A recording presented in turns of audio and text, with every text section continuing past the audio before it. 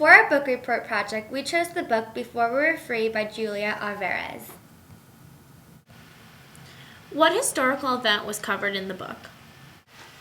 The historical event covered in our book, Before We Were Free by Julia Alvarez, was the political revolution in the Dominican Republic during the 1960s.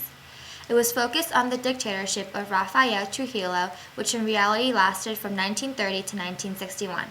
Our book is based on the last 2 years Trujillo was in power. How did the author use this event? Is it central to the story? Does the author make good use of the event? Our main character, Anita, is connected to this historical event because she has to deal with the hardships of fighting for the freedom of their nation. They have to deal with escaping and hiding from the SIM, also known as the government's secret police, and the dictator.